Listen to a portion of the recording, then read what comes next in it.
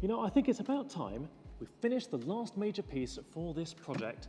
Then we can get on to the wiring and all the other bits and pieces. But what is that, you say? Well, it is this thing over here. This is the housing for all the control boxes, so the RGB controller and the fan controller and everything. That sits in the back over here, like so. Now the problem here is this original one is just too small. There is not remotely enough space on the inside to fit all the control boxes and all their cables properly. Now, I had originally done this just to get it out of the way, and I thought it was going to be large enough, but I didn't properly take into account all the connectors and things. So I had this 3D printed version, and that just sat on the top like this. But the problem is, obviously, that was only ever going to be temporary. And not only did all the controllers not fit, so I had to bundle one of them underneath here. There was also a major problem that the controller that I'm using has physical controls on it, which is something that I really wanted. I didn't want to have to rely on software for everything, and you get to use all the really nice effects that are built into the Phanteks RGB controller. The problem there is that if I've got it in here, and I've got a lid like this on top of it, you can't access it. So what we need to do is make a bigger one of these with a proper space inside for all the controllers, and I want to be able to access all the buttons from the outside. I don't have to unscrew anything to be able to change all the effects on the PC. So I think I've got an idea on how to do that. What I've just finished cutting is the replacement for this piece over here, which is this one. It's about 50mm longer, it's a bit wider, and it has a different construction. So the original one has a 4mm thick piece, and then an 8mm, and then a 20. This one has a 10mm thick piece, followed by another 20mm thick piece, and then another 20mm thick piece. That means I'm going to have about 3 times as much space on the inside of this enclosure as I did on this one. I also had a chance to even up a few of the details, because there are some things on the old one that I really didn't like. So starting off with this area here. This cutout is necessary because there's a grommet location on the original chassis, and that has a rolled edge, and I don't really want to get rid of the edge because it's quite difficult to make it look neat again. And I just sort of put it behind, and that was it, and I'm not really happy with it. So on the new one, I centered it, I've put it all there properly, it looks a lot neater, and I've also engraved the project name on the back, and this should show through the rear of the chassis. And remember, this is all going to be anodized black as well, so some of these finishes which might look a little bit suspect now, trust me, they're going to come out just right. But what we now need to do are the main parts of this. So we're going to need to make the 2 20mm portions that go on top of this piece. Now the first bit is quite simple, it's just a lot of roughing. The second half is going to be a little bit funky, so we'll get into that into a moment. But for now, let's just get the first bits all machined, and then we can go into some details later.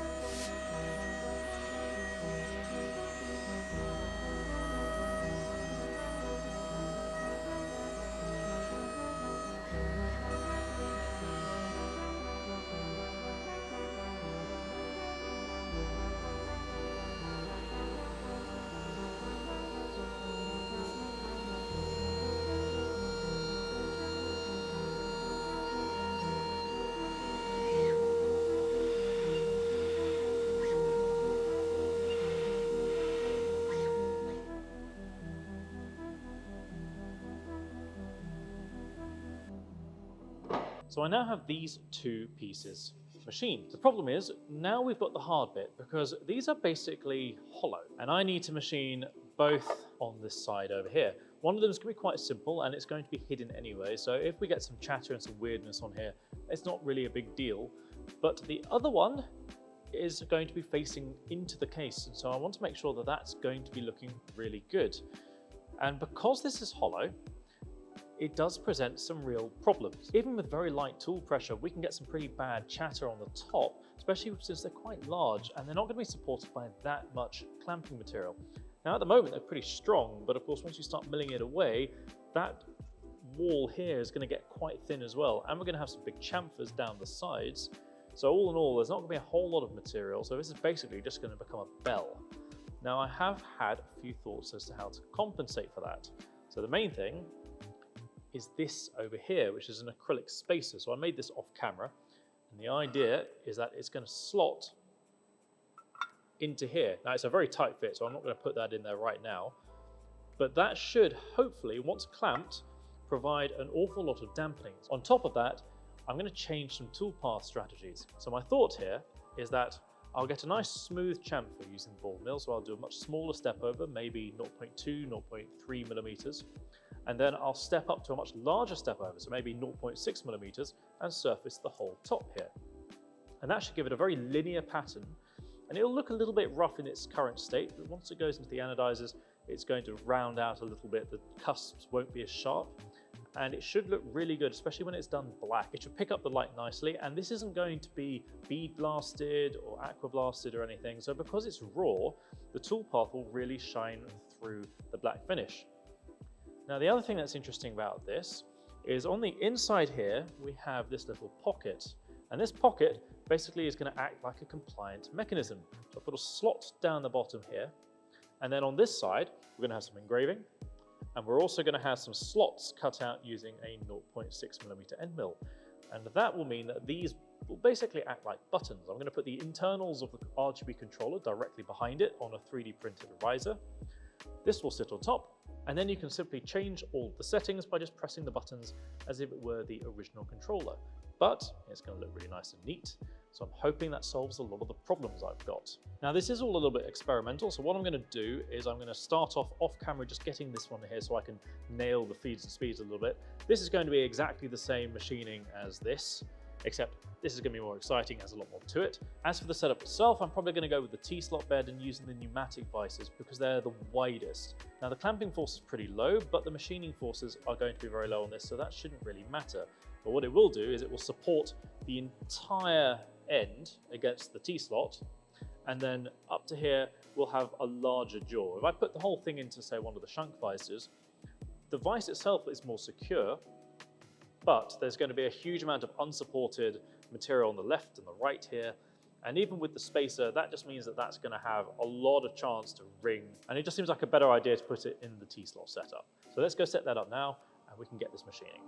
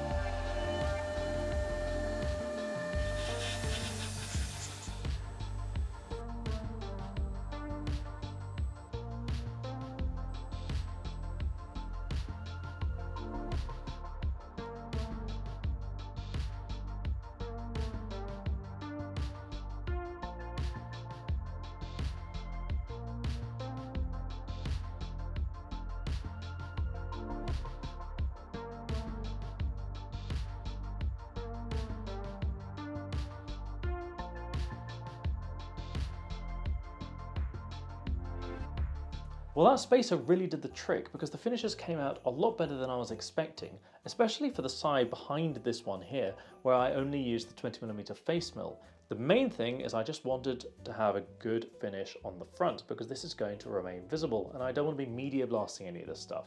And the ball mill did a really good job of that.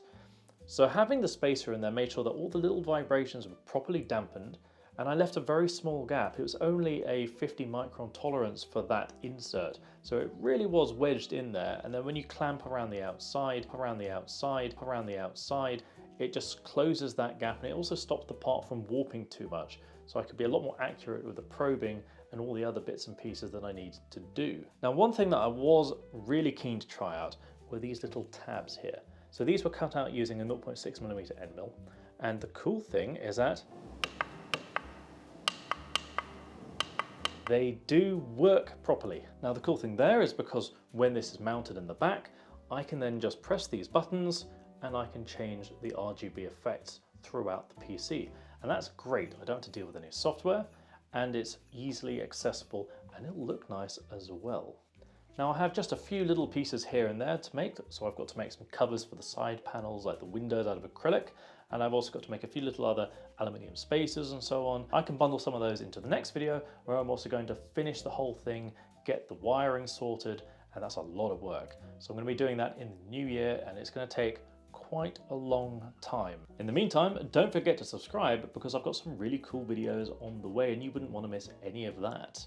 You can also find me over on Facebook, Instagram and TikTok, as well as my Patreon, which is linked below. Of course, a massive thank you has to go out to my patrons, including Shakti Fire and Julian Lien. It really does mean the world to me that you're willing to support my channel, and I can't wait to see how things progress and grow. Now, my Patreon is definitely the best place to find all the up-to-date behind the scenes action, as well as other bits and pieces that I'll be sharing down the line. So I hope to see you over there. And before I leave you, I hope you all have a very Merry Christmas. Take care, everybody.